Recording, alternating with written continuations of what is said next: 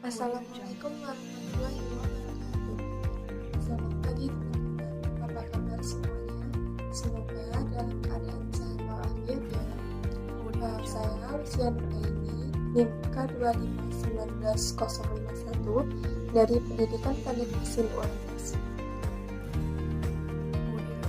Di masa pandemi seperti sekarang ini, kita dituntut untuk tetap beraktivitas di dalam rumah dengan tetap mematuhi protokol kesehatan dengan mencuci tangan, memakai masker, dan juga menjaga kesehatan dengan memakan makanan yang bergizi. Nah, walaupun hanya di rumah nih, kita harus tetap semangat dalam mengerjakan semua aktivitas di rumah. Dengan walaupun kuliah daring, harus tetap semangat ya semuanya. Pada kesempatan kali ini, saya akan membahas mengenai model pendidikan kejuruan. Menurut Rupert Nelson Evan dalam bukunya Foundation of Vocational Education tahun 1978, terdapat 6 model pendidikan kejuruan di Indonesia.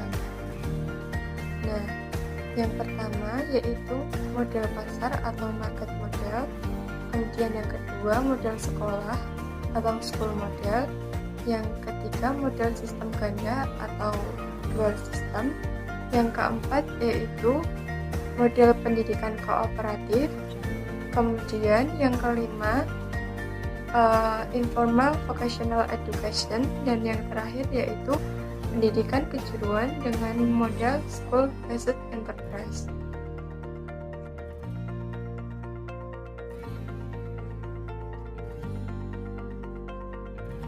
Yang pertama yaitu model pasar atau market model. Model pasar merupakan sistem pendidikan yang merupakan tanggung jawab industri dan dijalankan sepenuhnya oleh industri. Pada model ini, pemerintah tidak terlibat dalam proses kualifikasi kejuruan.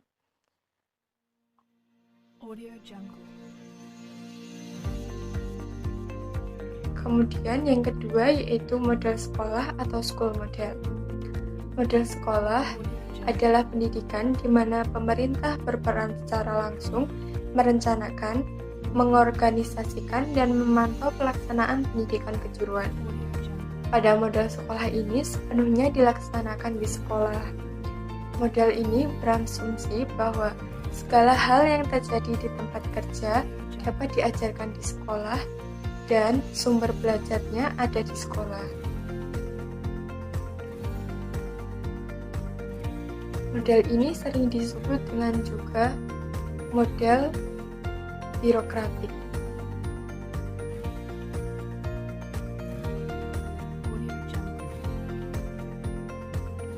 Model ini paling banyak dipraktikkan di Indonesia sebelum Rapalita 6.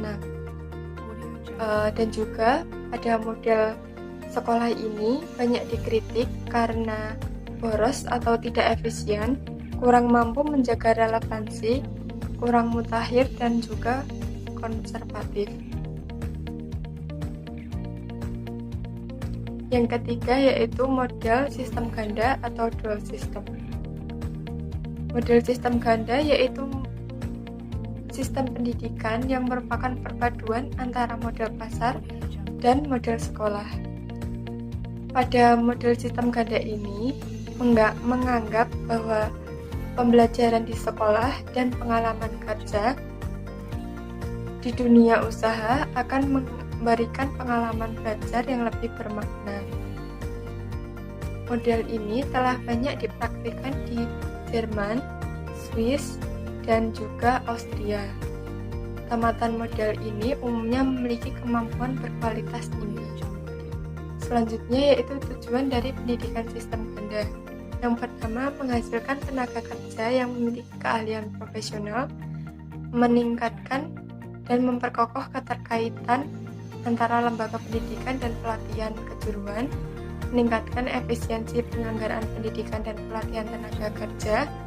Kemudian yang terakhir yaitu memberikan pengakuan dan penghargaan terhadap pengalaman kerja sebagai bagian dari proses pendidikan. Pada pendidikan sistem ganda ini memiliki karakteristik, yaitu pelaksanaan pendidikan sistem ganda pada SMK sesuai dengan konsep pendidikan sistem ganda, yaitu institusi pasangan dan program pendidikan dan pelatihan mengelola secara bersama, terdiri dari standar kompetensi, standar pendidikan dan pelatihan, penilaian dan sertifikat. Selanjutnya, yang keempat yaitu model pendidikan kooperatif. Pendidikan model magang dengan menyerahkan sepenuhnya kegiatan pelatihan kepada industri dan masyarakat tanpa dukungan sekolah. Pada model ini terdapat dua macam. Yang pertama yaitu School and Enterprise, yaitu pendidikan kejuruan yang merupakan tanggung jawab bersama antara sekolah dan industri. Yang kedua yaitu Training Center and Enterprise, seperti magang di perusahaan dan praktik kerja industri. Audio Jungle.